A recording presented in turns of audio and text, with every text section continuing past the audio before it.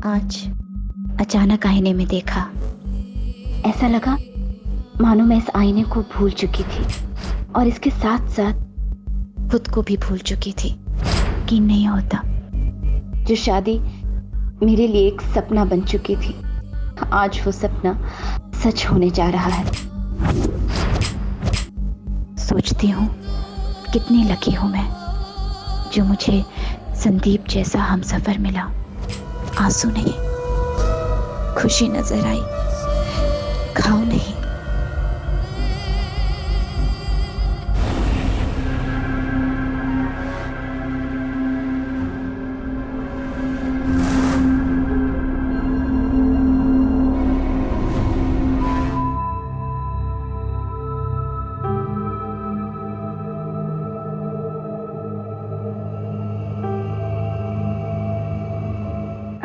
आप रेडी हो गए?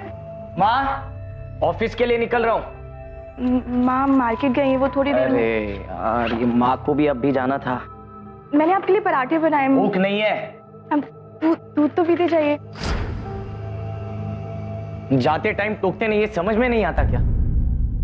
एक तो लेट हो रहा है, ऊपर से माँ नहीं है और तुम।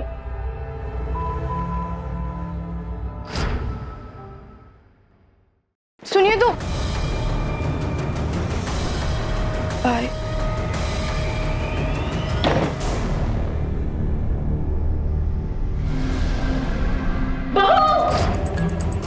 हवलदार, बॉडी को पोस्टमार्टम के लिए भेजो।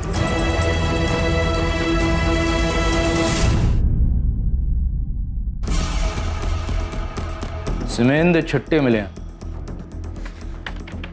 जांच रिपोर्ट से पता लग रहा है उदय पति नहीं है, लेकिन घाव बताते हैं कि विक्टिम के साथ जबरदस्ती की गई थी। सर, हमने पड़ोसियों और इस तरह से पूछताछ की है। उससे पता चला है कि धर्म अपनी शादी से खुश नहीं था। सर, शादी अरेंज थी, वो किसी वेबसाइट पे मिले थे, शादीवाला.com। और सर, मैंने ऑफिस कलीग से बात की है, उससे पता चला है कि धर्म की एक गर्लफ्रेंड भी थी। और फिंगरप्रिंट्स? सर, किसी अजनबी के फिंगरप्रिंट तो मिले नहीं है, और सर किसी को आते जाते देखा नहीं गया। ठीक है, ले आओ उसे। जी सर। तुम्हें शादी नहीं करनी थी क्या? तुम्हारी गर्लफ्रेंड थी ना? हाँ ठीक। तुम्हारी शादी जबरदस्ती हुई थी? हाँ वो छुटकारा पाना था तो बीबी को मार दिया। हाँ नहीं सर, क्या बकवास कर रहे हैं सर आप? आवाज नीचे, ऊंची आवाज से तो बेगुनाह साबित नहीं हो सकता। शादी दो लोगों का मिलन, जिसे हमारी संस्कृति में धर्म, दौलत, शारीरिक सुख और अंततः मोक्ष का मुख्य जरिया माना जाता है। बदकिस्मती से स्वीटी के लिए शादी उसकी मौत का जरिया बनी। पूछताछ और छानबीन के बाद पता चला कि स्वीटी का कातिल कोई और नहीं बल्कि उसका पति धर्म है। उसे इस खून के लिए सजा हुई और इस केस की फाइल बंद कर दी गई। लेकिन कोई नहीं जानता था कि इस केस की फाइल फिर से खुलने वाली थी। इस केस को दफन जरूर कर दिया गया था, लेकिन इसकी सांसें अब भी चल रही थी।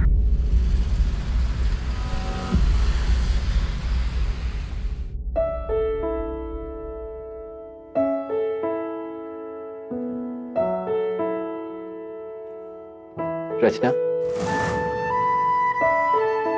will you marry me?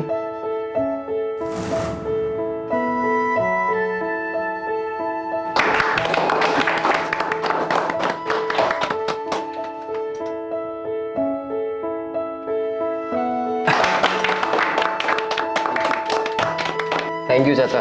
बड़े हो जी आप। अब तो हम एक फैमिली बन गए। एक हैप्पी फैमिली। जी बिल्कुल।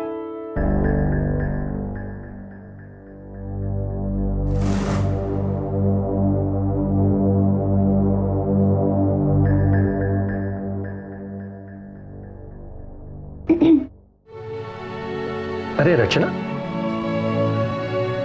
क्या हुआ? आप ठीक तो हैं ना? मेरा मतलब आप इस शादी से खुश तो हैं? अरे ऑफ कोर्स, मैं क्यों ना खुश होऊंगा। मेरा मतलब रचना, मेरे बेटे की खुशी से बढ़कर मेरे लिए और कुछ नहीं है। अगर वो इस शादी से इतना खुश है तो मैं भला क्यों खुश नहीं होऊंगा। Thank you so much uncle. शादी के लिए बस 1 महीना बचा है। वही तो कह रहा हूँ, पूरा 1 महीना। ओह मिस्टर रोमियो, तुम भी ना बहुत अजीब बातें करते हो। क्या अजीब बात करता हूँ?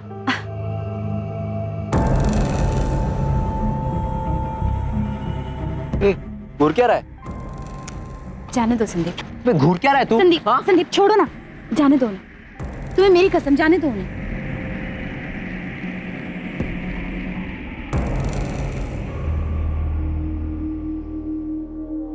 I love you.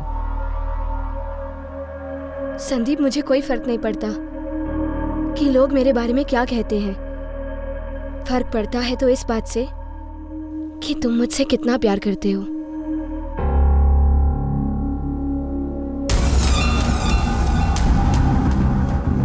संदीप, वहां कोई है? कहाँ? कोई भी तो नहीं है। क्या हुआ? नहीं संदीप, आज की बात नहीं है, बल्कि आजकल मुझे हर रोज लगता है कि कोई तो है जो हम पर नजर रखे हुए है।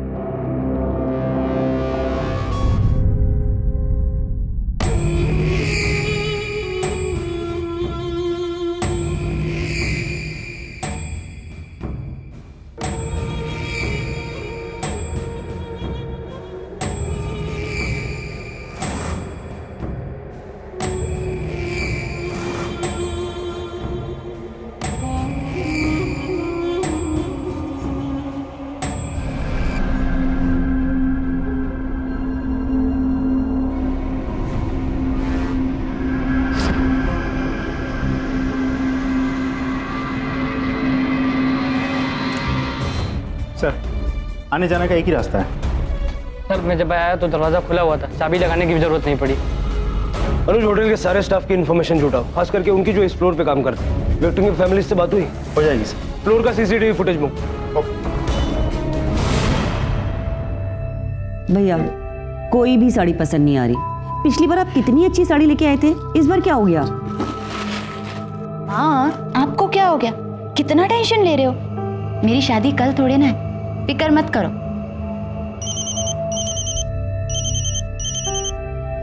हेलो, शादी कैंसिल कर दो। क्या? शादी कैंसिल कर दो वरना पछताओगी।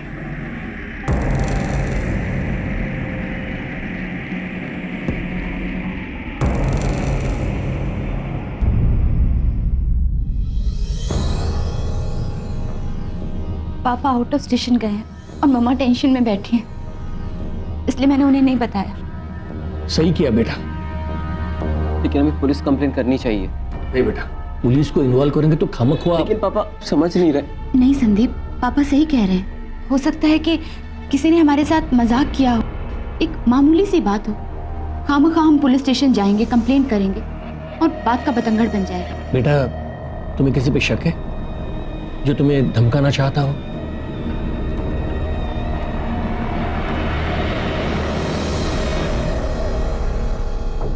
सर, इतने बेरहम मर्डर के पीछे क्या मोटिव हो सकता है?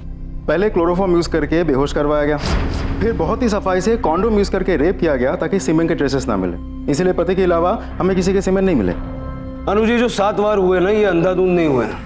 मर्डरर जानता था कि सबसे ज्यादा खून कहां से बहेगा। ये एक सोची समझी मोडस ऑपरेंडी है।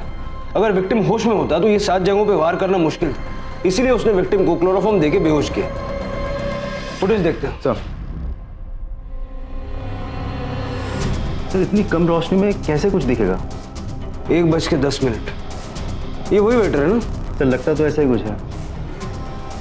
ये कौन? सर, ये तो पुलिस यूनिफॉर्म में कोई लग रहा है। लग तो यूनिफॉर्म जैसा ही रहा। दोनों की फैमिली से बात करो, शायद केस हिस्ट्री से कुछ पता चले। Okay sir.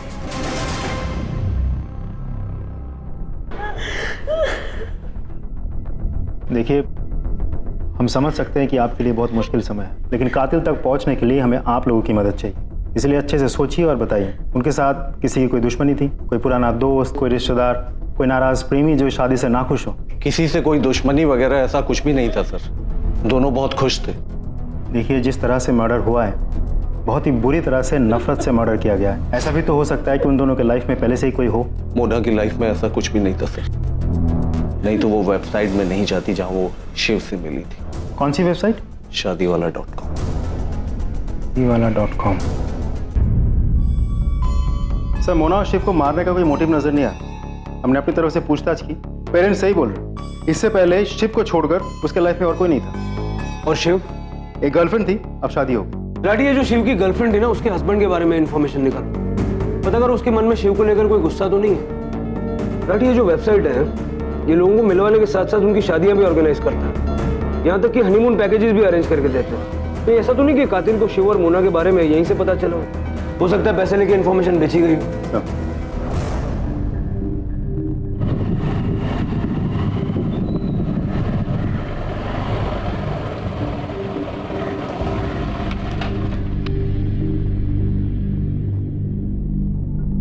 क्या हुआ?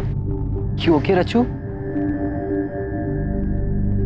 संदीप, किसी ने ये भेजा है।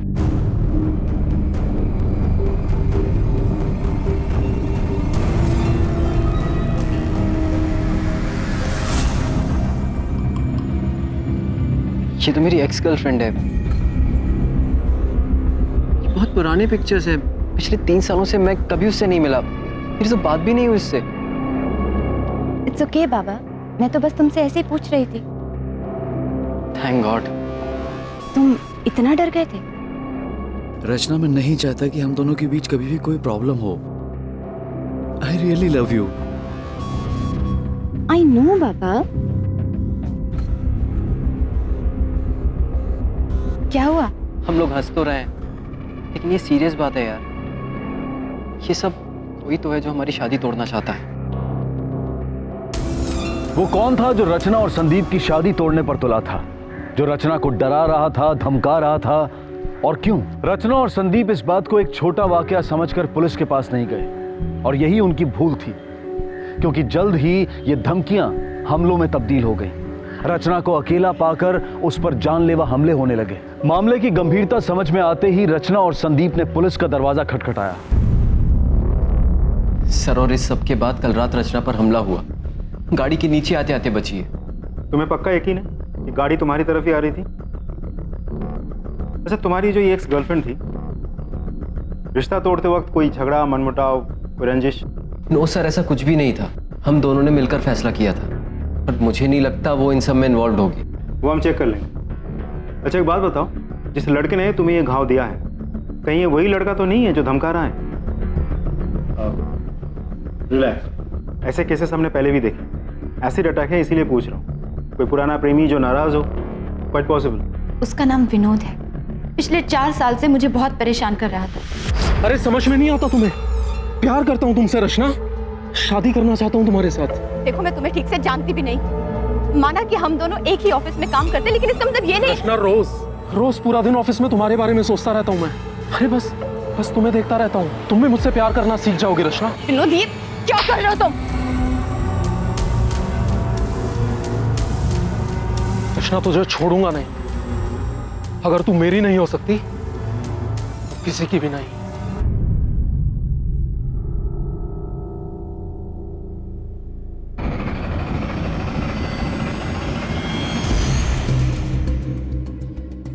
वो तो अब जेल में होगा ना? नो सर, जेल में था, लेकिन 6 महीने पहले ही छूट गया।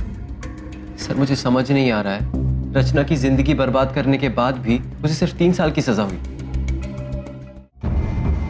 सर, मैंने कंफर्म किया, विनोद वाकई 6 महीना पहले छूटा है। फिर तो छूटते ही धमकियां देना शुरू कर देता। 5 महीने रुका क्यों? बेसिकली 1 महीना पहले ही शादी फिक्स्ड हुई, शायद इसीलिए। एसिड अटैक की विक्टिम है राठी। बार बार इस तरह धमकियां मिलना सीरियस मैटर, प्रायोरिटी पे हैंडल।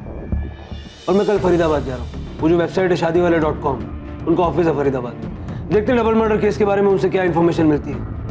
Okay sir.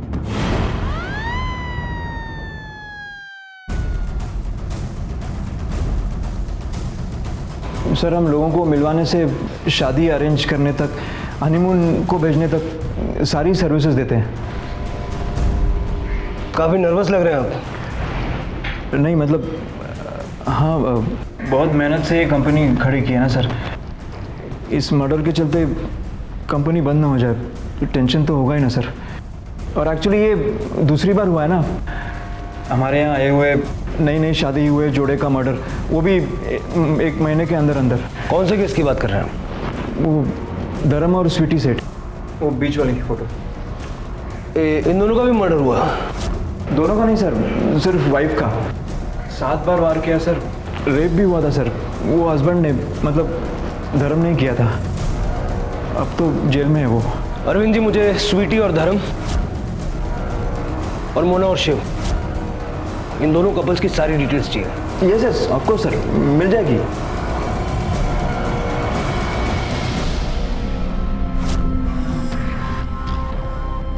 हमने अपनी तरफ से पूरी तहकीकात की, लेकिन घूम फिर कर बार बार सब कुछ स्वीटी के हस्बैंड धर्म की ओर इशारा कर रहा था। अभी कस्टडी में है और अदालत में उसका केस चल रहा है। बात कर सकता हूँ उससे? जी सर मैंने कुछ नहीं किया सर, मैं क्यों कबूल करूं जब मैंने कुछ किया ही नहीं है। फिर से बताओ उस दिन हुआ क्या था? सर उस दिन मैं ऑफिस के लिए निकल गया। सुनिए तो। बाय।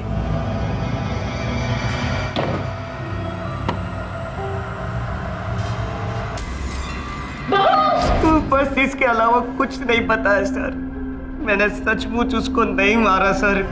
प्लीज सर आप मुझे बचा लीजिए सर, प्लीज।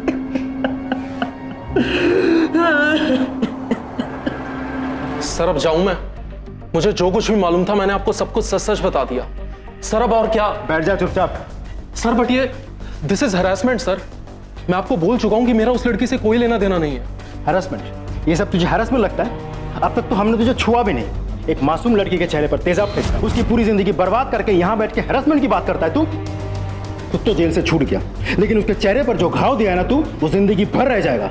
उससे दूर रहना, नहीं तो हैरेसमेंट क्या चीज होती है हम दिखाएंगे तुझे। निकल। और सुन, जब भी जरूरत पड़ेगी हम पुलिस स्टेशन बुलाएंगे, चुपचाप यहाँ आ जाना। आउट। कुमार, इसके फोन रिकॉर्ड्स निकलवाओ। फोन कंपनी से कांटेक्ट करो, फोन को ट्रायंगुलेट करवा के इसके लोकेशन की रिपोर्ट भी निकलवाओ। अनु सब्सटेंशियल एविडेंसेस तो नहीं मिले, लेकिन कुछ चीजें क्लियर है। किलर ने पूरी प्लानिंग की थी और बहुत बेरहमी से कत्ल किया। गुस्सा यहाँ पर बहुत बड़ा मोटिव। तो चाकू से वार किया गया, 7 बार हुए हैं। औरत का रेप भी हुआ है। और रेप भी बिना किसी हाथापाई के हुआ है। बिल्कुल सर। रेप करने से पहले क्लोरोफॉर्म का इस्तेमाल किया गया। अब यहाँ एक सवाल उठता है, अगर हस्बैंड धर्म को खून करना ही था तो क्लोरोफॉर्म के जरिए बेहोश करने की क्या जरूरत? एग्जैक्टली यही पॉइंट चंडीगढ़ पुलिस ने मिस किया। सर एक और बात अजीब, स्वीटी के पड़ोसियों ने एक पुलिस वाले को देखा था, अजनबी को नहीं। और हमने उस सीसीटीवी फुटेज में भी उस आदमी को पुलिस की यूनिफॉर्म में देखा। कहीं ऐसा तो नहीं कि ये जो किलर है ये पुलिस की यूनिफॉर्म में वारदातों को अंजाम देता है? पुलिस क्या हुआ सर? और इस दोनों केसेस में कपल्स की मुलाकात उस वेबसाइट के जरिए हुई। अनुज हमें इससे ज्यादा इंफॉर्मेशन छुटानी होगी। उस विनोद का क्या हुआ? उसे थाने बुलाकर धमका है। अब एटलीस्ट उसे ये पता है कि हमारी नजर उस पर है। उसके फोन रिकॉर्ड्स, ट्रायंगुलेशन रिकॉर्ड्स सब मंगवाए। रिकॉर्ड्स आते ही जांच शुरू कर। Okay sir. पुलिस को स्वीटी मर्डर केस की तहकीकात में कई कमियां नजर आईं। केस को फिर से सक्रिय कर जांच को दोबारा शुरू किया गया। स्वीटी के पति धर्म के बेगुनाह साबित होने की अब भी संभावना थी। इस बीच इन सभी वारदातों को जोड़ती उसे एक वेबसाइट के इर्द गिर्द भी जांच जारी थी और तभी अचानक एक ऐसी घटना घटी जिसने इस केस के रुख को पूरी तरह से बदल दिया। सर ये सारे नाम और नंबर्स इसी वेबसाइट के थ्रू मिला है हमें। हेलो, हाँ चलिए जल्दी मुझे नाम, नंबर, एड्रेस दीजिए। सर एक कपल इसी वेबसाइट के through religious trip package book करके वृंदावन गए हैं। अब तक तो पहुंच भी चुके होंगे। वृंदावन?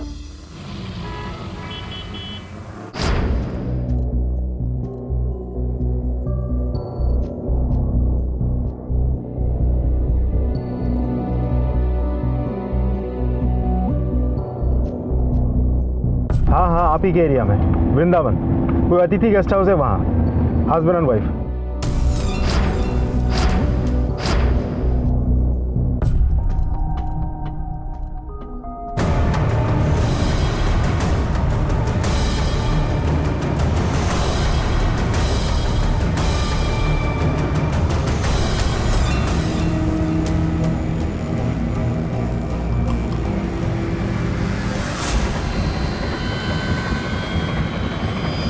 मिस्टर और मिसेस सुमित सिंह जी। क्या? फिर से 7 बार। विक्टिम के कपड़े भी बिखरे पड़े हैं।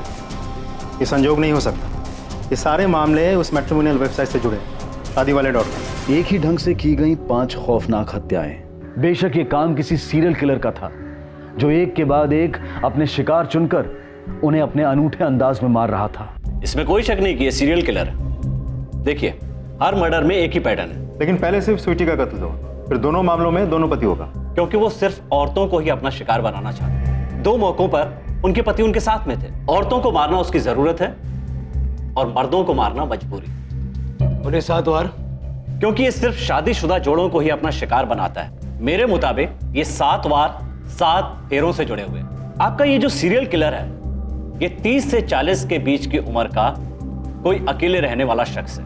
प्यार, शादी में नाकामयाब, धोखा मिला हो शायद, या शायद शादी से चिढ़ हुए से। हर रेप के बाद, हर खून के बाद इसे लगता है कि ये और ताकतवर हो गया है। और अपनी इसी इच्छा को पूरा करने के लिए ये उस वेबसाइट से इंफॉर्मेशन जुटाता है, किसकी शादी हो रही है, कौन हनीमून पे जा रहा है। अनुज, इस वेबसाइट के ऑफिस में जितने भी लोग काम करते हैं सब पे नजर रखो और जरा ध्यान से किसी को पता न चले। सीरियल किलर से निपटने के लिए पुलिस को तकनीकी ज्ञान और मौजूदा जानकारी के द्वारा हत्यारे का एक संभावित रेखा चित्र बनाना पड़ता है। इसे क्रिमिनल प्रोफाइलिंग कहते हैं। इसके जरिए संदिग्धों को पहचानने में आसानी होती है और पुलिस हत्यारे से एक कदम आगे रहने की कोशिश करती है ताकि उसके अगले शिकार तक पहुंचने से पहले पुलिस खुद उस तक पहुंच सके। सीरियसली? संदीप, हाँ पापा। अरे सीरियल किलर वो नई नई शादी हुए कपल्स का कत्ल कर देता है। संदीप बेटा, तू थोड़ा सतर्क रहना। ये पापा, ये तो न्यूज़ है और ये कहीं और का है, हमारे से क्या लेना देना। रखो, टेंशन मत लो आप बिल्कुल। लाओ, मैं शेरवानी ट्राई करके आता हूँ। वैसे सुनो, कल टाइम पर आ जाना तुम बारात लेकर, नहीं तो तुम तो जानते हो अगर तुम्हें जरा सी भी देर हुई ना तो पापा टाइम के मामले में बहुत बड़े हिटलर हैं। हो सकता है कि उनका मन बदल जाए और फिर हमेशा हमेशा के लिए मुझे अपने पास ही रख लें। नहीं नहीं नहीं नहीं पापा, मैं रिस्क नहीं ले सकता। आप कहें तो अभी आ जाओ। आउच। रचू, रचू क्या हुआ? You okay रचू? संदीप, किसी ने कुछ फेंका है। फेंका है मतलब? एक कागज लिपटा हुआ है पत्थर के साथ और क्या लिखा है? शादी करोगी तो मरोगी।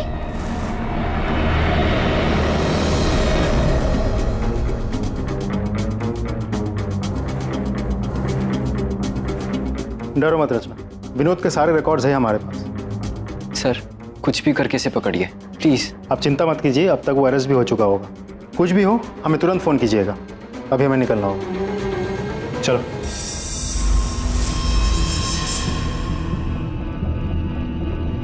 डोंट वरी, सब ठीक हो जाएगा। बेटा, क्यों ना हम शादी की तारीख थोड़ी आगे कर दें? मुझे कोई प्रॉब्लम नहीं है मम्मी जी, जैसे रचू चाहे। कृष्णा, तुझे छोड़ूंगा नहीं अगर तू मेरी नहीं हो सकती, किसी की भी नहीं। नहीं, अब मैं दोबारा उस इंसान को अपनी जिंदगी बर्बाद करने नहीं दूंगी। शादी जिस दिन की तय है उसी दिन होगी। मैं उससे नहीं डरती। क्या कहा था हमने? लेकिन सर, मैंने कुछ नहीं किया। आप क्यों मुझे? फिर झूठ। तेरे मोबाइल फोन ट्रैक किया है हमने, जहां जहां रचना ने बताया तू हर उस जगह पर मौजूद था। अब तक फॉलो कर रहा था, अब धमकी भी देने लगा। सर, मैं बिल्कुल सच बोल रहा हूँ, मैंने उसका कोई पीछा नहीं किया। तो हमारे पास जो फोन रिकॉर्ड्स है वो गलत है? हाँ सर, किया था पीछा।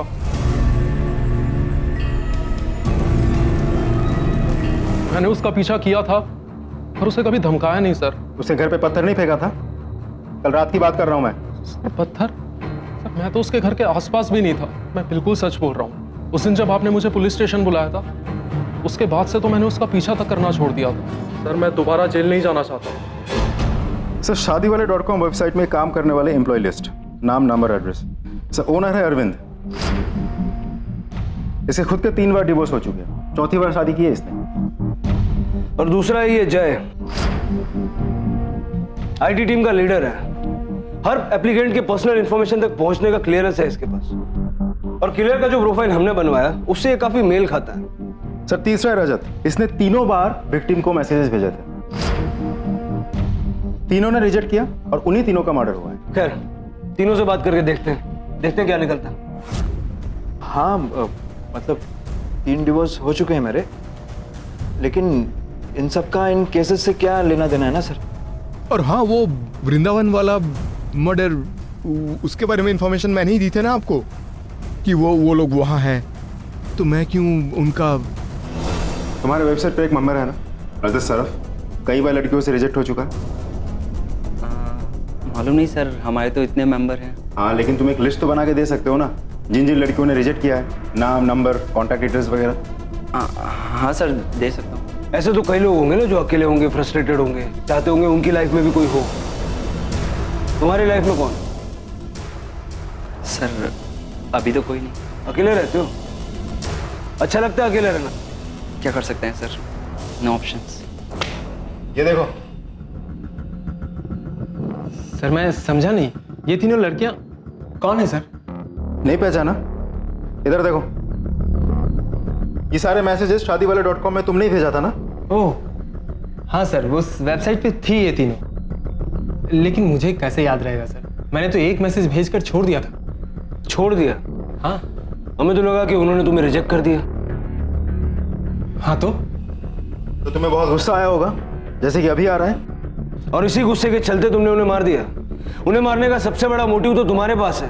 रिजेक्ट करने के बाद भी तुमने उसे इतने सारे मैसेज भेजे कि आखिरकार उन्हें तुम्हें ब्लॉक करना पड़ा। सर गुस्सा आया था, लेकिन अब तो इनकी शक्लें और इनके नाम तक याद नहीं मुझे। और सर उसी वेबसाइट के जरिए मुझे आरती मिली। मेरी लाइफ अब बदल चुकी है सर, सब कुछ बहुत अच्छा चल रहा है। ये देखिए सर, आरती। कब है शादी? सर डेट फिक्स नहीं हुई अभी, लेकिन बहुत जल्दी होने वाली है सर।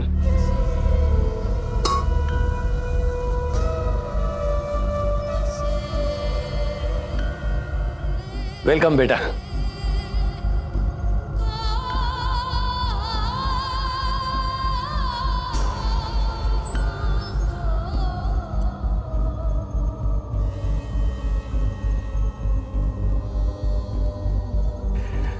खूब लंबी जिंदगी और खुशियां मिले तुम दोनों को। सर इसके मुताबिक तो जब रचना के घर पे हमला हुआ या जब पत्थर फेंका गया था, तब तो विनोद वहां था ही नहीं। इसका मतलब विनोद सच बोल रहा है। रचना को धमकाने वाला खुला घूम रहा है। रचना की जान को खतरा है। ये सब छोड़ो, आज मैं ब्रेकफास्ट बाहर से मंगा रहा हूं। वैसे भी मैं फ्रूट्स लाने के लिए मार्केट जा ही रहा था, सोचा तुम दोनों उठ जाओ तो मैं चला जाऊंगा। पापा आप टेंशन मत लीजिए ना, मैं सब संभाल लूंगी। पक्का? बिल्कुल। ठीक है, तो मैं चलता हूँ। हाँ? जी।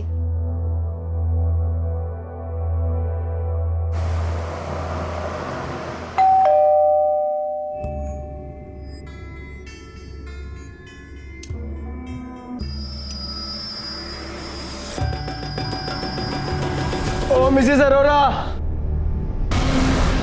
जीवन, सपने, आशाएं, अभिलाषाएं, चुटकी में रचना की जिंदगी का यह दिया बुझ गया। उसे धमकाया गया, लेकिन इसके बावजूद उसने शादी के इस अहम पड़ाव को पार किया। रचना पर हुए एसिड अटैक के बाद वो शादी के इस सपने को भूल सी चुकी थी, लेकिन संदीप ने उसके इस भूले बिसरे सपने को सच कर उसकी जिंदगी में रंग भर दिया। लेकिन दुर्भाग्यवश किसी हैवान ने आकर रचना की ये नई दुनिया तबाह कर दी। कौन था वो? किसने कर दी? घर के आसपास किसी को आते हुए देखा था? आसपास तो कोई नहीं था और ऐसा कुछ सोचा भी नहीं था। ऊपर से संदीप घर में था तो कोई इतनी टेंशन नहीं थी। अच्छा एक बात बताइए, संदीप और रचना किसी वेबसाइट पर मिले थे? मेरा मतलब है वो मैट्रिमोनियल वेबसाइट हो? नहीं, उन्हें उनके एक दोस्त ने मिलाया था। आपको पूरा यकीन है कि रचना किसी मैट्रिमोनियल वेबसाइट पर रजिस्टर्ड नहीं थी? हाँ, उसने वो शादी वाले वेबसाइट पे मेंबरशिप ले रखी थी। वो लेना नहीं चाहती थी, हमीद ने उसे फोर्स किया था। हमें लगा शायद वेबसाइट में मेंबरशिप लेने के बाद उसकी शादी हो जाएगी, लेकिन जब संदीप उसके जिंदगी में आया, वेबसाइट के थ्रू उसे लड़के देखने की जरूरत ही नहीं पड़ी। सर रचना की पोस्टमार्टम रिपोर्ट, सब कुछ सीरियल किलर केस जैसा ही है, सिर्फ रचना के साथ रेप नहीं हुआ।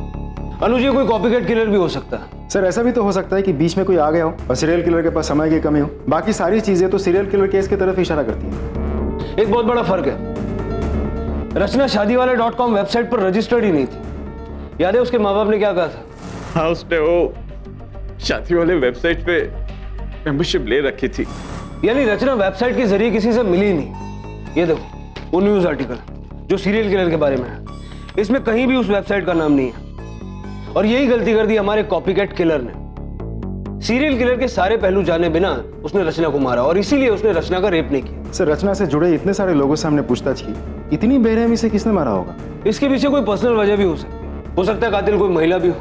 अशोक ने बताया था कि वो गली के एंड पे जो फ्रूट वाला है वहाँ फ्रूट खरीदने गया था 8:30 बजे सर।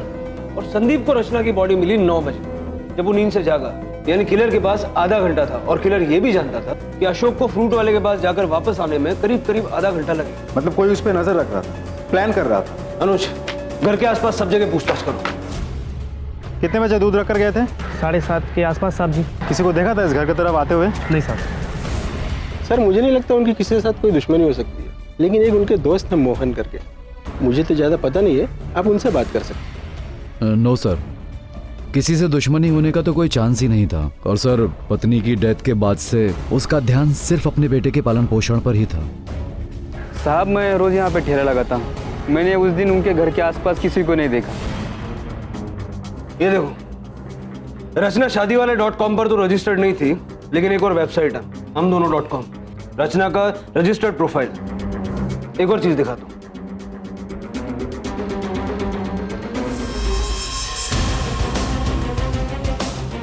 सर कुछ पता चला मर्डर के बारे में? क्या वो वाकई में सीरियल किलर ने किया है? सीरियल किलर की तलाश तो अब भी जारी है, लेकिन रचना का खून किसने किया ये पता चल गया। बेटा संदीप, मेरा मोबाइल देखा तुमने? Mister Ashok, you are under arrest. चलिए। ये क्या कर रहे हैं सर आप? अरे व्हाट्स रॉन्ग विद यू?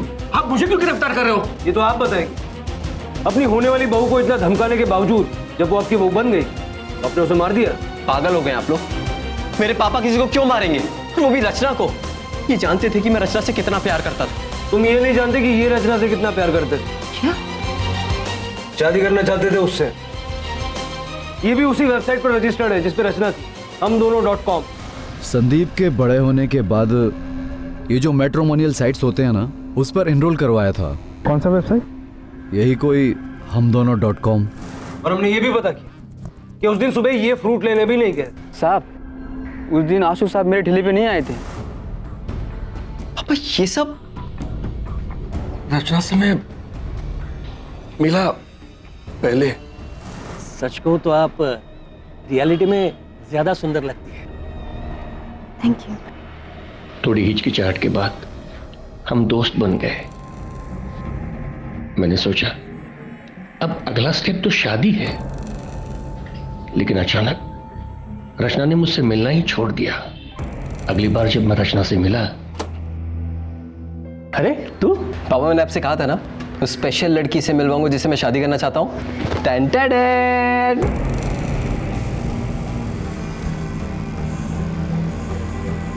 क्या हुआ पापा, आप इसे देख के चौंक क्यों गए? वो क्या हुआ, क्या पूछ रहा है? हाँ? अरे पहले बता दिया होता कि तू आज इसे घर लाने वाला है। हाँ? अरे घर की हालत तो देख। हाँ? इसे अचानक उसे लेके पापा रिलैक्स, फॉर्मल क्यों हो रहे हो? बैठो बैठो बैठो। मैं आपकी बहू को आपसे मिलवाने लाया हूं। आप बैठो, इसके साथ बातें करो, चाय मैं लेके आता हूं। I am really sorry. Actually आपको मना करने की हिम्मत ही नहीं जुटा पाई, और मुझे नहीं पता था कि आप संदीप के पापा हैं। मुझे नहीं पता था कि संदीप मुझ जैसी लड़की को, मतलब मेरी जैसी लड़की को कभी शादी के लिए प्रपोज करेगा। तो वो सब क्यों? मुझसे मिलने की जरूरत क्या थी? मम्मी पापा की वजह से। उन्होंने प्रेशराइज किया था मुझे। देखो, संदीप को इस बारे में कभी पता नहीं चलना चाहिए। गर्मा गर्म चाय संदीप स्पेशल रेडी है। ये लीजिए पापा। नहीं नहीं, आप लीजिए, ये लीजिए। उससे देखा नहीं जा रहा था, सहा नहीं जा रहा था।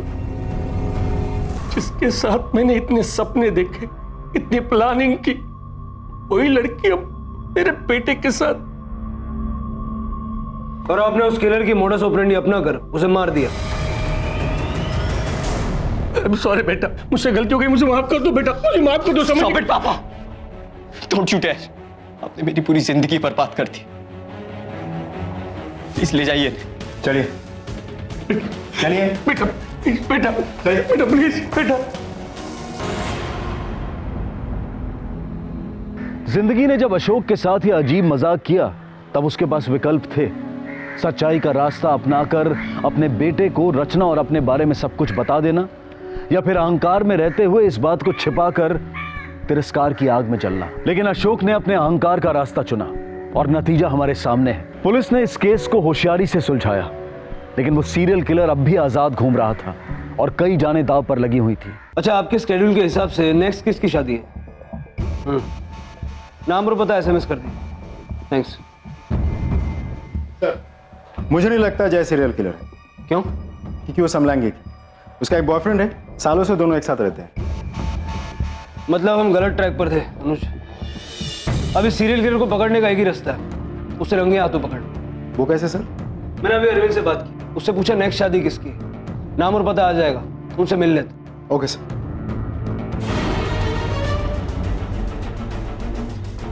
देखिए, आप लोग घबराइए मत, हमें उसकी पहचान का अंदाजा है और चप्पे चप्पे पर हमारी निगरानी है, हम उसे पकड़ लें। Sir, suspect is on the move. उसे स्पॉट कर लिया है। राठी, दबोच लो उसे एंड बी केयरफुल, उसके पास वो चाकू है। Yes sir. पुलिस की यूनिफॉर्म पहन के मर्डर करता है। क्या सोचा तूने? यूनिफॉर्म पहनने से ना ही कोई सवाल करेगा ना ही कोई शक। बेटा, तूने दिमाग तो बहुत चलाया बट गलत जगह। तुझ पे शक तो हमको पहले से ही था, लेकिन जब ये पता चला ना कि आरती की शादी तय होने वाली है, वो भी किसी और से, तब हमारा शक यकीन में बदल गया। हाँ, मारा मैंने। क्या समझती थी अपने आप को? साली मुझे रिजेक्ट करती है, 2 टके की। सबकी सब वैसी ही होती है इंस्पेक्टर साहब। मतलब ही कोई शक्ल पे मरती है तो कोई पैसों पे। देखा ना मैंने कैसे 7 फेरे लिए ना सबने, 7 बार काटा, कैसे पड़ी हुई थी, कुछ नहीं कर पाई।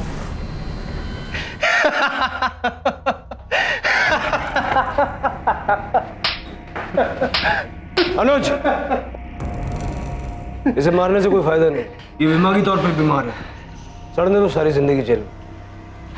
चल चल।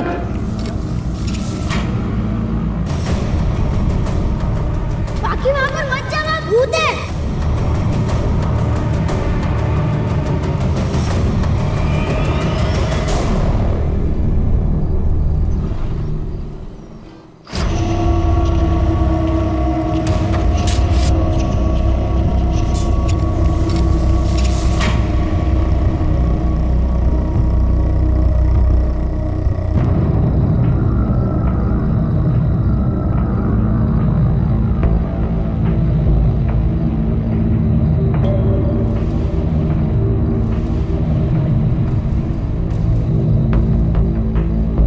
तो अंगीठी के जैसा तप रहा है। हमें क्या पता। गाय भैंसी और बीवी में कोई फर्क दिखता नहीं का? हाँ, सबको एक ही लकड़ी से हाँकते हो।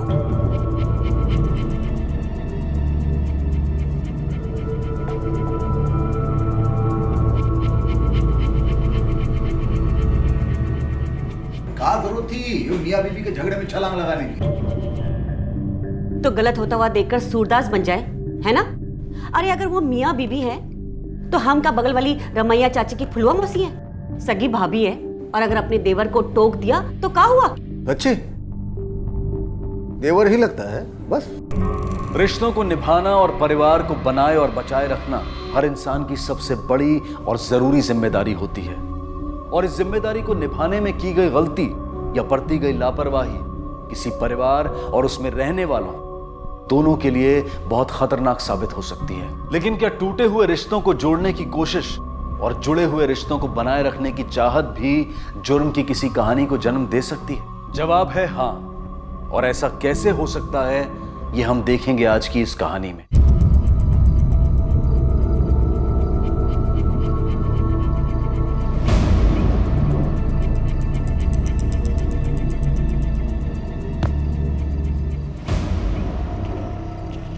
उधर मत जा। बाकी वहां मत जा, वहां भूत है। बाकी वहां पर मत जा, वहां भूत है। बाकी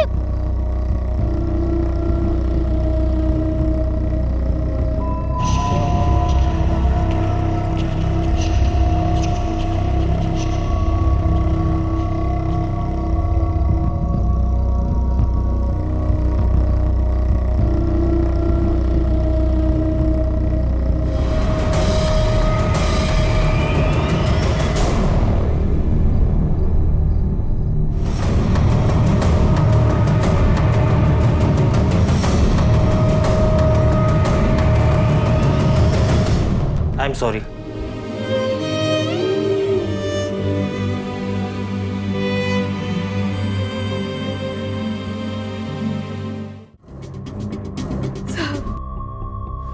बचपन से वो वैसे भी बहुत दुख झेल रही थी।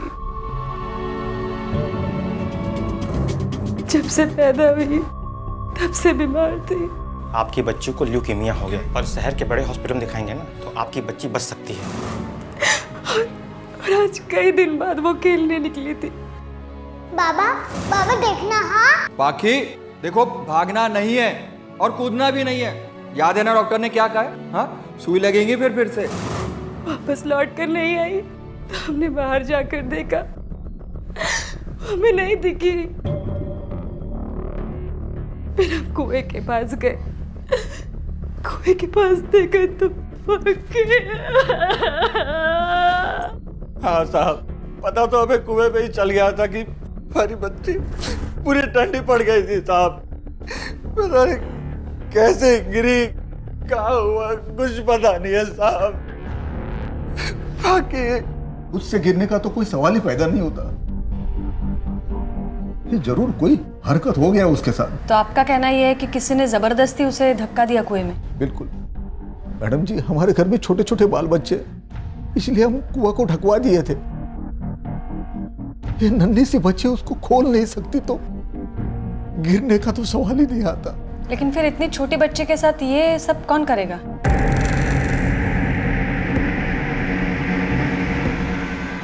रघुवीर, हमारे भाई।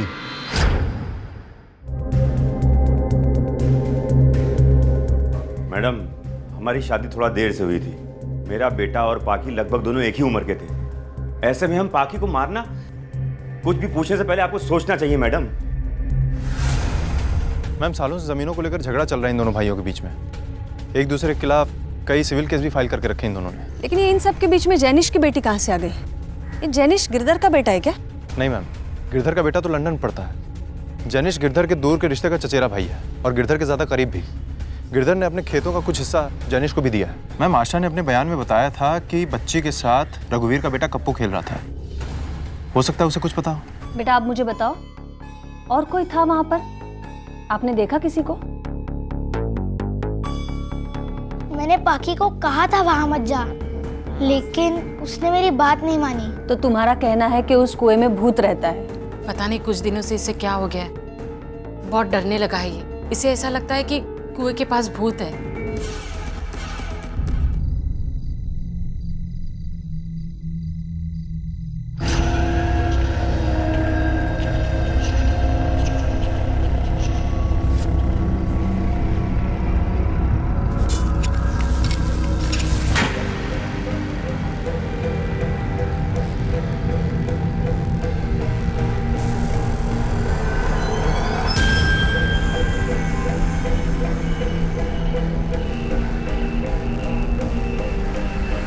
इसमें इतनी चौंका देने वाली क्या बात है? इसमें चौंका देने वाली बात यह है मैडम कि पानी में जो ह्यूमन टिश्यूज मिले हैं वो ह्यूमन टिश्यूज हैं, लेकिन बच्ची के नहीं।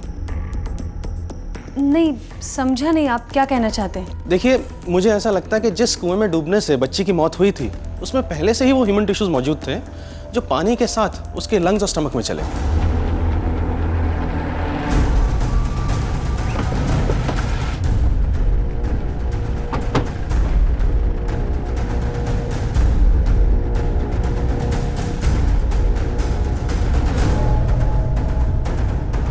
दोबारा से हमारे कुआं में क्या तलाश करने आ रही है आप? और एक लाश निकालनी है कुएं से। लाश? कैसी लाश मैडम? मैम, कुएं में लाश तो नहीं मिली, लेकिन कुछ और मिला है। कदम चलो।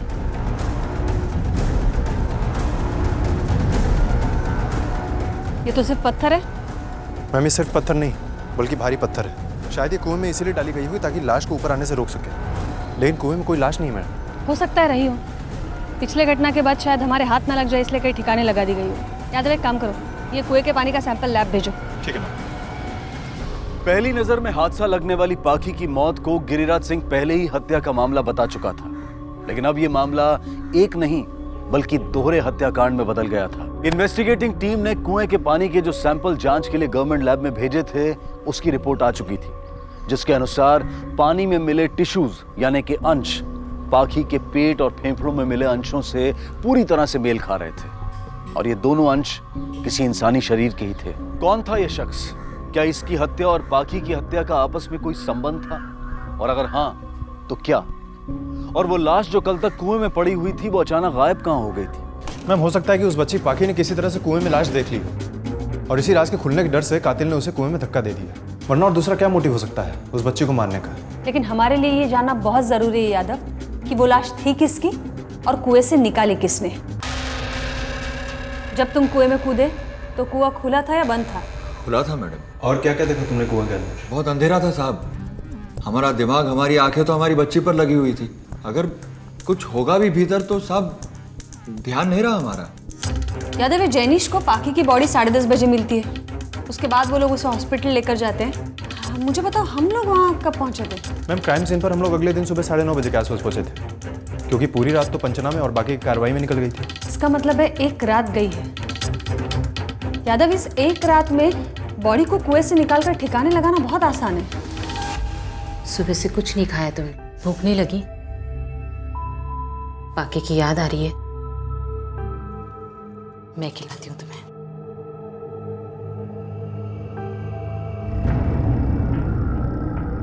ठीक है, नहीं खाना, मैं तुम्हारे लिए दूध लेकर आती हूँ।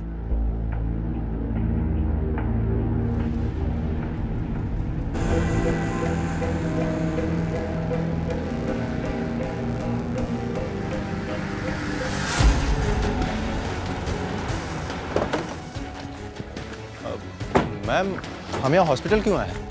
हमें तो उसे ढूंढना चाहिए जिसने लाश को ठिकाने लगाई होगी। उसे ढूंढने आए हैं। यादव, ये नर्सेस, स्टाफ, वार्ड बॉय, सबसे पता करो बच्चे के साथ यहाँ पे कौन आया था, कितने देर तक रुका था, क्योंकि जो यहाँ पे नहीं आया था वो लाश ठिकाने लगा रहा था। यादव, ये जैनिश की पत्नी, गिरधर और गिरधर की पत्नी, ये चारों लोग लेकर आए थे बच्चे को, लेकिन किसी का टाइमलाइन क्लियर नहीं है। पूरी रात अंदर बाहर कर रहे थे। मैम, काफ़ी भागदौड़ भी तो थी। हमारी कार्यवाही, हॉस्पिटल की फॉर्मेलिटीज़, अंतिम संस्कार की तैयारी, रिश्तेदारों को खबर करना, किसी पर क्लियर शक नहीं कर सकते सिवाय रघुवीर, उसकी पत्नी और उस घर का नौकर जो पूरी रात घर पर थे। हमारी एक ही बिटिया है। हम वो बिटिया की कसम खा के कहते हैं मैडम कि हम निर्दोष हैं। चलो, किसने डाला ये तो पता नहीं है, लेकिन कुएं से लाश निकाली किसने ये तो पता होगा ना। पहले तो आपकी इस लाश का किस्सा ही हमें समझ में नहीं आ रहा है। हम इतने लोग इस घर में रहते हैं, अगर ऐसा कुछ हुआ होता तो किसी न किसी को पता तो चलता ना। देखिए मैडम जी, जब से हम वो कुआं बंद करवाए हैं ना, तब से उसको खोले नहीं है। जिस किसी ने उसको खोला है ना, उसी ने यह कत्ल किया है। सालों से टोटी लगी हुई है हमारे घर में, हम सारा पानी वहीं से भरते हैं। कुएं की तरफ जाते हुए हमें बरसों हो गए हैं। ये एक अजीबोगरीब मामला था, जहां एक बच्ची की मौत हुई थी, जिसके बारे में उसके परिवार वालों का कहना था कि ये कोई हादसा नहीं बल्कि हत्या है, लेकिन इस हत्या का कोई सबूत नहीं था। दूसरी तरफ एक इंसान की हत्या का पक्का सबूत सामने था, लेकिन उस इंसान की पहचान और लाश दोनों गायब थी। पानी में जो ह्यूमन टिश्यूज मिले हैं वो ह्यूमन टिश्यूज हैं, लेकिन बच्ची के नहीं। मुझे ऐसा लगता है कि जिस कुएं में डूबने से बच्ची की मौत हुई थी, उसमें पहले से ही वो ह्यूमन टिश्यूज मौजूद थे जो पानी के साथ उसके लंग्स और स्टमक में चले गए। इन्वेस्टिगेटिंग टीम के सामने सवाल कई थे, लेकिन जवाब एक का भी नहीं। अपनी तमाम कोशिशों और कई दिनों का वक्त गुजरने के बाद भी वो वहीं खड़े थे जहां से उन्होंने चलना शुरू किया था। और क्या ये सिर्फ कप्पू का वहम था, या वो कोई ऐसा राज जानता था जिसे वो चाहकर भी बयां नहीं कर पा रहा था? मैम, यादव, जिस केस में सामने कुछ दिखाई ना देना, इसकी सिर्फ दो वजह हो सकती है, या तो दोष नजर का है या फिर नजरिए का। और मुझे तो लगता है कि हमसे दोनों गलतियां हो रही है। मैम, मैं कुछ समझा नहीं। मुजरिम हमारे सामने है लेकिन हम उसे देख नहीं पा रहे हैं, ये हमारे नजर का दोष है। और हम पहले मुजरिम को ढूंढ रहे हैं, ये नजरिए का दोष है। हमें सबसे पहले विक्टिम को ढूंढना चाहिए। मैम, इतना तो तय है कि मारने वाला उसी घर का कोई मेंबर है, लेकिन अगर मरने वाला उसी गांव का होता तो अब तक हमारे पास मिसिंग कंप्लेंट आ जाती, जो कि अभी तक आई नहीं। इसका मतलब कि मरने वाला गांव के बाहर का है। नहीं यादव, मुझे तो इस चीज के चांसेस भी कम लग रहे हैं, क्योंकि अगर मरने वाला बाहर का होता तो वो लोग बाहर मारकर उसे घर पर नहीं लाते। बाहर तो हजारों जगह हैं जहां उसे छिपाया जा सकता है। इस सूरत में तो एक ही बात नजर आ रही है कि मारने वाले की तरह मरने वाला भी उसी घर का है। ये गिरधर का बेटा, मैम वो तो लंदन में पढ़ता है। तुम्हें कैसे पता?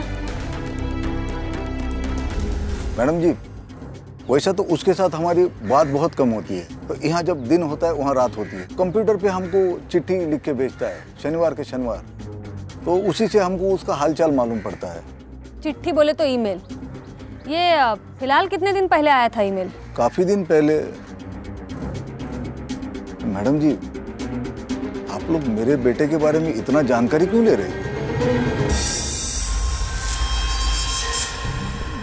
मैम, तुषार को लेकर हमने मैसेज जो इंक्वायरी की थी उसका जवाब आ गया। पिछले महीने की 15 तारीख को तुषार इंडिया आया था। क्या? Yes ma'am. ये क्या कह रही है मैडम आप? मैडम, आपको जिसने भी ये खबर दी है गलत दी है। इस साल भर से हमारा बेटा यहाँ पर आया नहीं। जी मैडम, ये सही कह रहे हैं। और ऐसा कैसे हो सकता है कि तुषार लौट कर आए और हमें पता भी ना चले? आपको जरूर कोई गलतफहमी हुई है। आप तुषार से बात करा दीजिए ना इनकी, तभी मानेंगे ये लोग।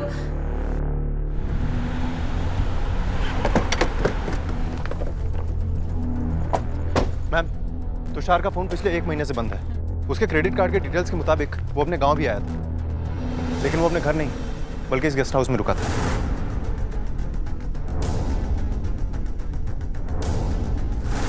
चलो पूछते हैं।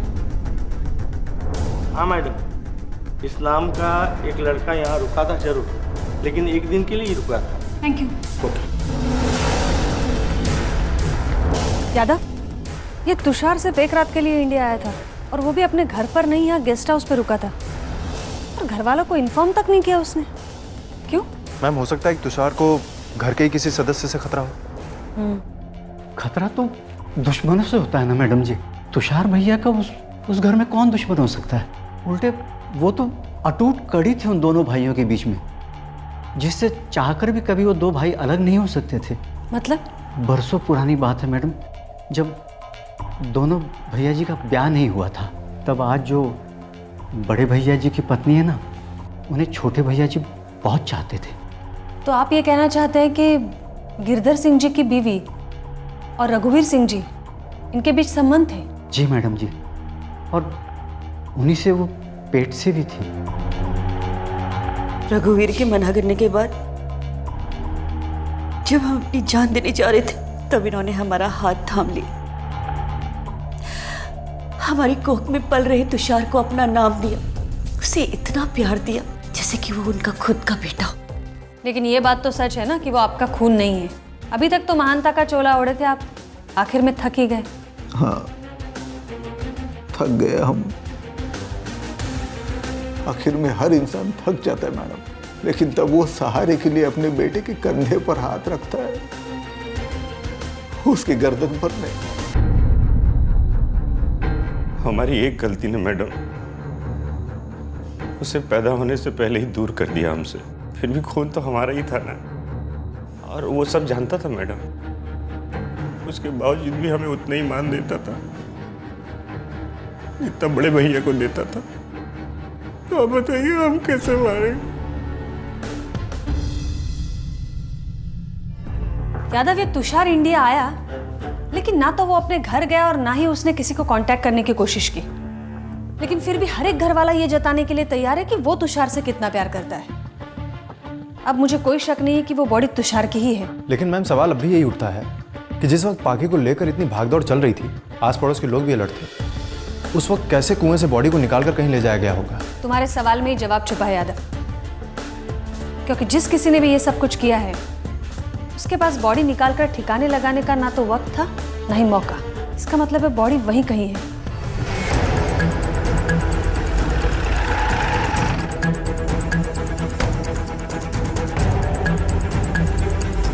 मैडम जी, ये क्या तरीका है? हम आपको बोल रहे हैं कि इस घर का एक एक इंच छान मारो। तुम लोग अंदर जाओ, तुम लोग पीछे तलाश करो। अरे ये कहाँ भेज रही हैं आप लोगों को? देखिए ये मनमानी है। बिना वारंट के ये सब करना आपको महंगा भी पड़ सकता है। यादव, चलो। Madam madam madam madam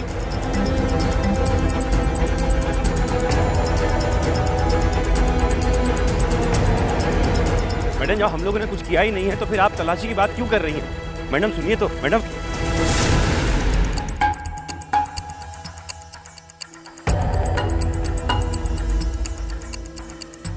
Yadav, yes ma'am. ये अभी खुदा है, इसे फिर से खुदवाओ और फैमिली मेंबर्स को अंदर रोकने के लिए बोलो। ठीक है मैम, चलिए। मैडम लेकिन मेरी बात सुनिए। चलिए चलिए। सुनिए मैडम।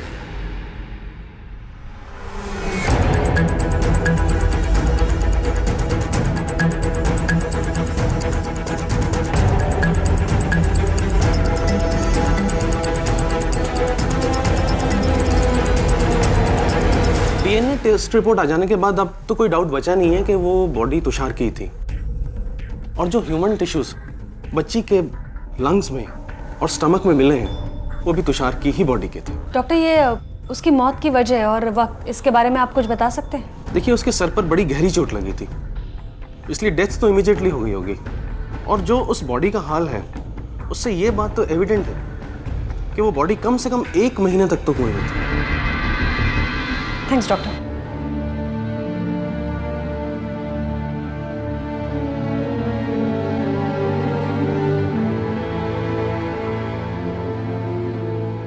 उसने तुमसे कभी कुछ कहा था?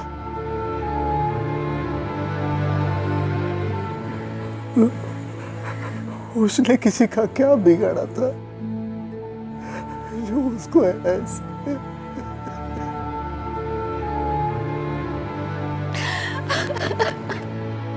रघुवीर या फिर गिरधर, तुषार का कातिल इन दोनों बापों में से ही कोई एक है। Yadav, yes ma'am. ये तुषार के कॉल रिकॉर्ड्स चेक कराओ और मेल भी, और घर वालों के सबके। हमारे लिए ये जानना बहुत जरूरी है कि तुषार के सबसे करीब कौन था और कितने करीब था। अरे हमको जब बाबा बाबा करके बुलाता था तो सांप लौट जाते थे तेरे सीने पर। नहीं मारा होगा उसे, तूने ही मारा है। डर आपको था कि कहीं मैं अपने असली बाप के पास लौट कर ना आ जाए मेरा बेटा। आपने मारा है मेरे बेटे को, आप भी बचेंगे नहीं। छोड़िए मुझे। अरे ये क्या कर रहे हो आप लोग? छोड़िए ना, जेल जाएंगे क्या आप लोग? क्या कर रहे हो आप लोग? चलिए आप यहाँ से।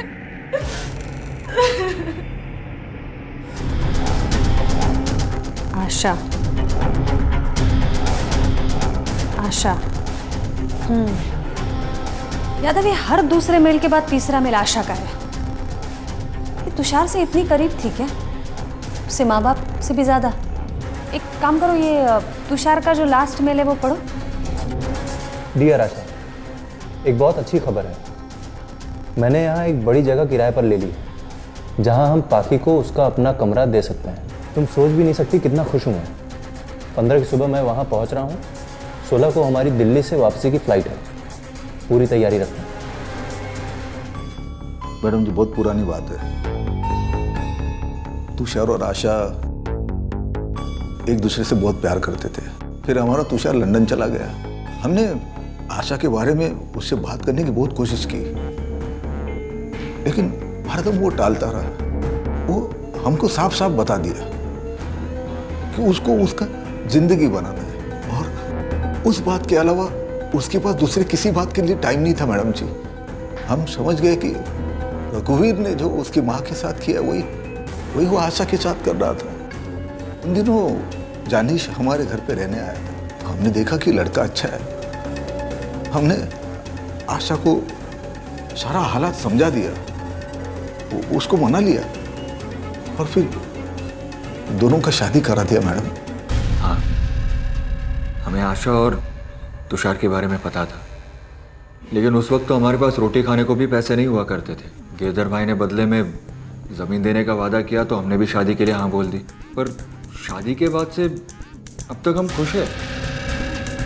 हमारे भी कोई दिक्कत नहीं है, और आशा ने तो कब का तुषार को भुला दिया है। तो तुम ये कहना चाहते हो कि तुम्हें पता ही नहीं है कि आशा तुषार के अब भी करीब थी और उससे मेल पर बात भी किया करती थी? ये कैसी बातें कर रही है आप मैडम जी? ना ही आप तुषार के कातिल को पकड़ पा रही है, और ना ही हमारी बच्ची के साथ क्या हुआ वो पता कर पा रहे हैं। तो लगे हमारी पत्नी पर कीचड़ उछालने। आप एक काम कीजिए ना, आप ये फाइल बंद कर दीजिए। हाँ, आपकी भी छुट्टी हो जाएगी और हमारी भी। फिर से करीब आ गए थे हम तुषार के 1 साल पहले। पर शहर के बड़े हॉस्पिटल में दिखाएंगे ना तो आपकी बच्ची बच सकती है। लेकिन साहब, हमारे पास इतना पैसा नहीं है साहब, हमारी बच्ची को बचा लो। मैं समझ सकता हूँ, मेरे हाथ में कुछ भी नहीं है, सॉरी।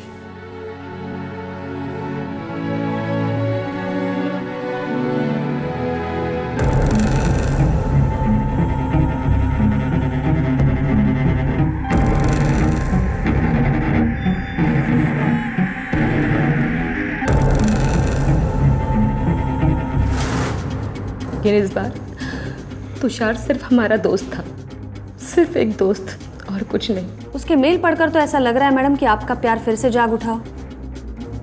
उसने तो आपको और आपकी बेटी को अपनाने तक की बात कही है। ऐसा वो सोचता था, हम बिल्कुल नहीं सोचते थे। अच्छा, के बावजूद भी तो आप उससे बात करती रही हैं। उसने तो ये भी लिखा है कि वो आपको और पाकी को लेने आने वाला है, और आपने भी हामी भरी है उस पर। मैडम, दिल पर पत्थर रख के हामी भरी थी मैंने। मुझे लगा तुषार पाकी को विदेश ले जाएगा, उसका इलाज करवाएगा तो पाकी बच जाएगी, और इसके अलावा मेरे मन में कुछ भी नहीं था। मैं सच कह रही हूँ मैडम।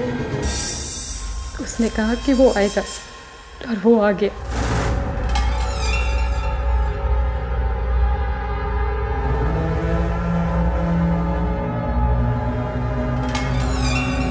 लेकिन जब हमें वो लेने आया तो हमारी हिम्मत जवाब दे गई। हमने सोचा कि हम अपने पति को वो दर्द कैसे दे सकते हैं जो तुषार ने हमें दिया। हमने तुषार से मना कर दिया जाने के लिए। वो बहुत नाराज हुआ, बहुत चिल्लाया। उसके बाद तुषार कहाँ गया? मैडम, हमें नहीं पता तुषार कहाँ गया। हमें लगा कि वो विदेश लौट गया। उसके बाद ना ही हमने उसको कोई मेल किया, ना ही मैसेज। पिछले महीने की 15 तारीख को, आपको याद है उस समय कितना बजा था? यही कोई रात को 9 साढ़े 9 बजे का टाइम था। ठीक है, आप जा सकती हैं, ज़रूरत पड़ी तो फिर बुला लेंगे। जी मैडम।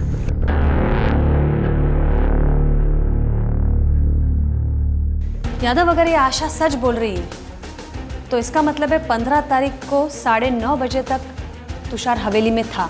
Yes ma'am. अब हमें ये पता लगाना है कि ये जैनिश को तुषार और आशा के बारे में क्या क्या पता है, और अगर जैनिश को इनके बारे में सब कुछ पता है तो जैनिश के पास तो स्ट्रॉन्ग मोटिव है कत्ल करने का।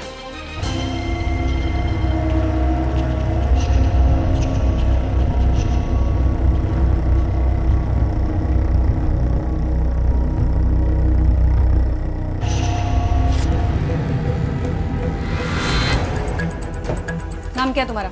बब्बन। ये आशा सिंह यहाँ आती है, पता है हमें। उसके अलावा उसके घर से यहाँ कौन कौन आता है? मैम, आशा सिंह के अलावा कभी कभी गिरधर जी आते थे, कभी अकेले आते थे, कभी अपनी पत्नी के साथ आते थे। और कौन आता था? मैम, और तो कोई नहीं आता था यहाँ पे। रजिस्टर दिखा।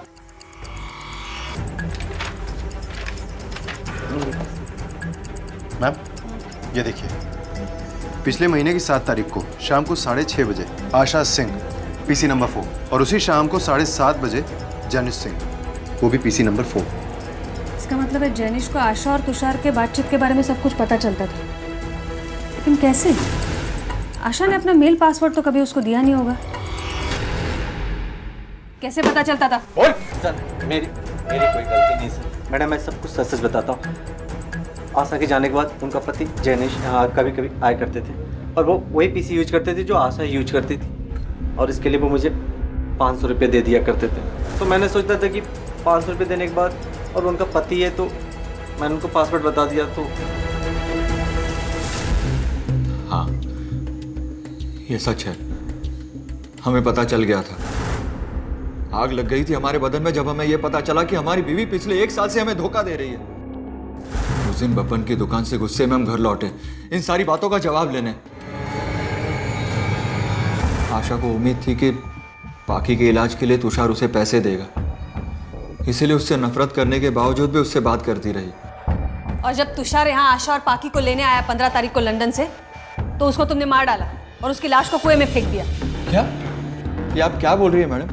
हमें तो इस बारे में कुछ पता ही नहीं है। और वैसे भी जब तुषार मरा उसके 2 दिन पहले हम दिल्ली गए हुए थे, वो फसल मंडी में एक आदमी से मिलने 3 दिन बाद लौटे थे। फिर हम तुषार को कैसे मार सकते हैं? मैम, जैनिश सही कह रहा था। तुषार की कत्ल वाली रात से 2 दिन पहले वो दिल्ली के लिए निकला था, और अगले 3 दिन बाद वो वापस लौटा, और इस दौरान वो दिल्ली में ही था। लेकिन जैनिश ने अगर तुषार को नहीं मारा है तो तुषार का कत्ल किया किसने? मैडम, मेरा बेटा कप्पू कहीं गायब हो गया है। अब मुझे लगता है ये मेरे बड़े भाई की हरकत है, उसी ने कप्पू को उठाया होगा। मैडम, ऐसा क्यों लग रहा है आपको? ये सब करके उनको क्या फायदा मिलेगा? मैडम, मन की शांति। उसको लगता है कि मैंने तुषार को मारा है, इसलिए उसने मेरे बेटे कप्पू को उठा लिया है। सीधी सी बात है मैडम। मैडम, आप चलिए, ऐसा ना हो उससे पहले कहीं कुछ मेरे बेटे के साथ कुछ उल्टा सीधा। देखिए, ऐसा कुछ नहीं होगा। यादव। Yes ma'am. चलो। सुबह से यही था वो। पाखी के मरने के बाद वैसे भी वो कमरे से बाहर नहीं निकलता था। खेलना तो जैसे भूल ही गया था वो, किसी से भी बात नहीं करता था वो। कप्पू का रूम दिखाइए। हाँ ये आपके बेटे ने बनाई है? हाँ, उसे ड्राइंग का बड़ा शौक है, उसी ने बनाई है। मैम, ये लॉलीपॉप्स। और लॉलीपॉप्स का भी बहुत शौक है? नहीं नहीं, इतनी सारी लॉलीपॉप ना मैंने दिलवाई है और ना ही उसके बाबा ने। उसे ये पसंद है, लेकिन कभी कभार ही हम लोग देते थे।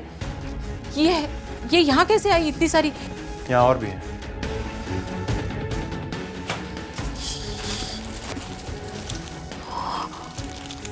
इतनी सारी? नहीं मैडम, हमें नहीं पता इतनी सारी लॉलीपॉप कहाँ से आई। ये माँ बाप ने नहीं दिलवाई तो इतनी सारी लॉलीपॉप उसको दिलवाई किसने? यादव, ये आसपास की दुकानों में पता करो, ये ब्रांड की सबसे ज्यादा लॉलीपॉप खरीदी किसने? ठीक है मैम।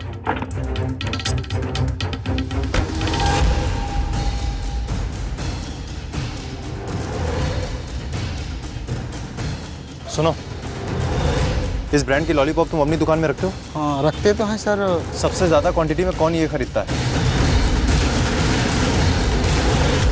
क्यों उठाया था कप्पू को आपने?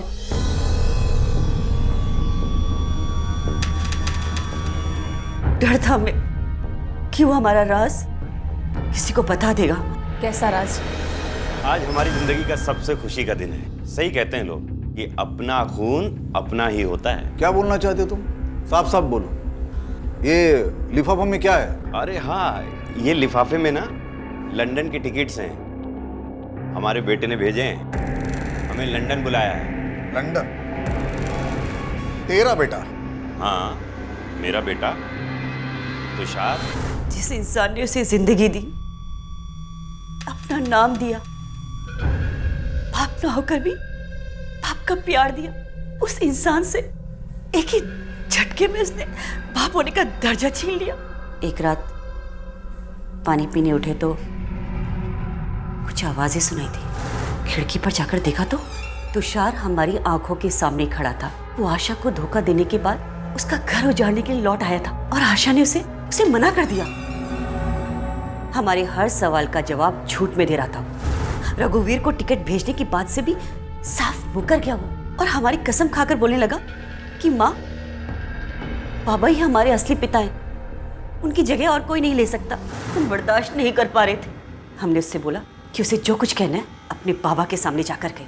हम उसके बाबा को बुलाने के लिए जैसे ही मुड़े, उसने हमें धक्का मार दिया। मैडम, हम उसे मारना नहीं चाहते थे, लेकिन वो गिर गया था हमारी नजरों से। और उसकी लाश कुएं में डाल। तुषार को कुएं में ढकेलना और उसके बाद उसकी लाश को निकालकर दफनाना, ये अकेले का काम तो हो नहीं सकता। आपको किसने मदद की थी इसमें?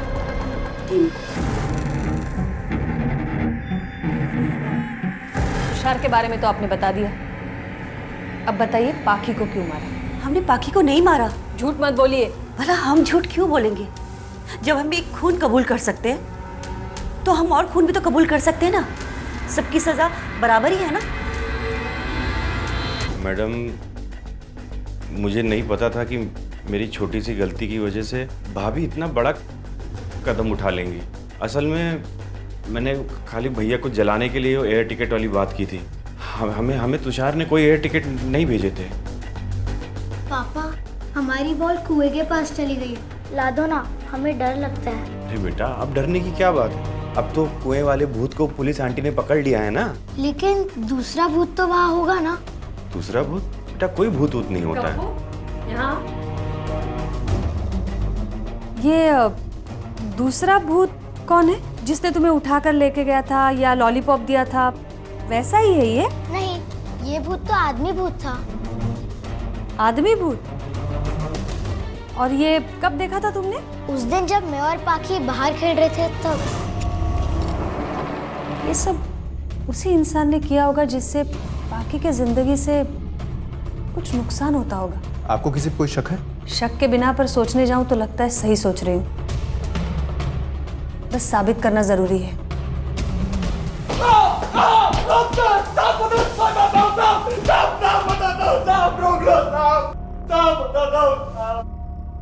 पाकी को मैंने ही कुएं में धक्का मारा था साहब, मैंने ही मारा था। क्यों मारा अपनी बेटी को तूने? मैं आशा को रोते रोते पाकी से बात करते हुए सुना था साहब। बहुत तकलीफ हुई हमें, उसकी मजबूरी, उसका दुख, उसकी छटपटाहट ने हमें अंदर तक हिला दिया था साहब।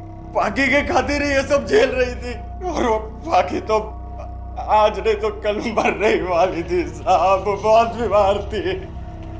इसीलिए मैंने